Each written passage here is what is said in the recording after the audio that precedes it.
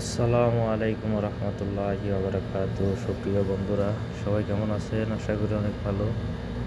তো আজকের যে ভিডিওটা দেখতে পাচ্ছেন আপনারা, এটা হলো হজের দিনের ভিডিও। যে সময়ে সমস্ত হাজিরা আরাফাতের ময়দানে যায় হজের খুতবা শোনার জন্য। ওই সময়টাতে আসলে এহরাম শরীফটা একদম খালি থাকে। যেই সময়ে আমেল, আশকারি, তারপর আপনার আরও ইলেকট্রিশিয়ান, টেকনিশিয়ান যারা আছে এই সময়টাতে, তখন এরাই কাবা শরীফের চতুর্দিকে তওয়াফ করে, দেখেন মাশাআল্লাহ। আর এই সময়টাতে একটা সুযোগ পাওয়া যায়, এটা হলো কাবাঘরের সাথে যে হাজরে আসওয়াদ পাথরটা আছে, এই হাজরে আসওয়াদ পাথরে চুমা দেওয়ার একটি সুযোগ পাওয়া যায়। একটু পরে দেখতে পারেন ভিডিওতে, সাইডে কাবাঘরের পাশে লাইনে লোকজন দাঁড়িয়ে আছে।